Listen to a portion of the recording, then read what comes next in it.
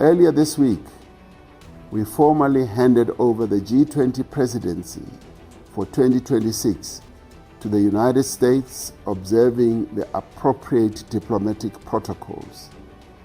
A few days ago, President Donald Trump made a statement to the effect that South Africa would not be invited to participate in the G20 in the United States. He repeated untrue statements about genocide against Afrikaners and the confiscation of land from white people in our country.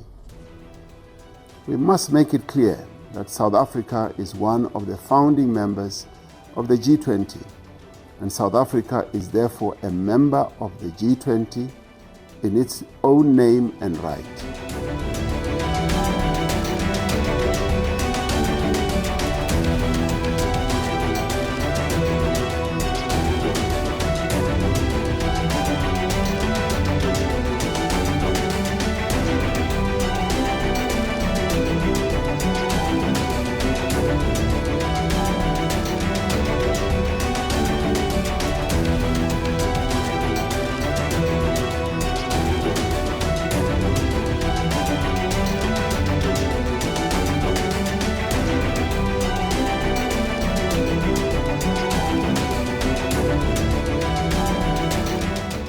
We will continue to participate as a full, active, and constructive member of the G20.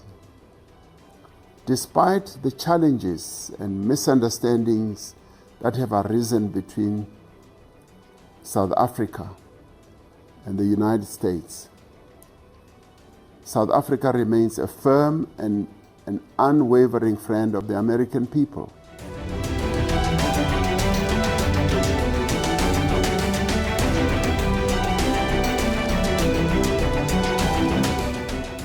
As a country, we are aware that the stance taken by the United States administration has been influenced by a sustained campaign of disinformation by groups and individuals within our country, in the United States, and elsewhere.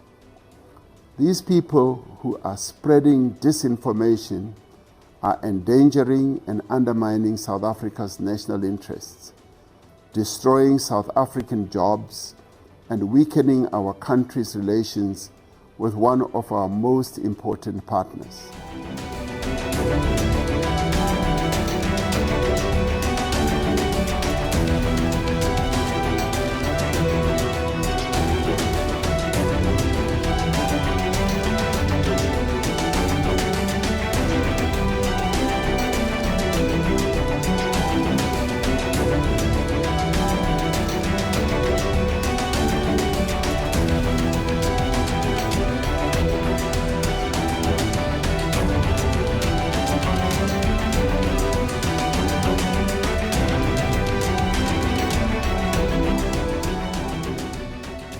As far as the G20 summit is concerned, I regretted that the American government was not present in Johannesburg last weekend.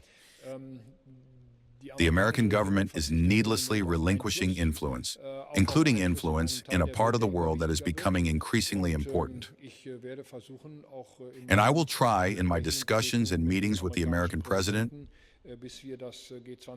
to convince them that it would be good to invite all members of the G20 to America when we host the G20 meeting there, because this is one of the most important multilateral formats we still have in the world. And in my view, the G7 and G20 are formats that should not be made smaller than they are without good reason. They are important, and I will, of course, accept the American president's invitation. But until then, I will try to convince him to invite the South African government as well.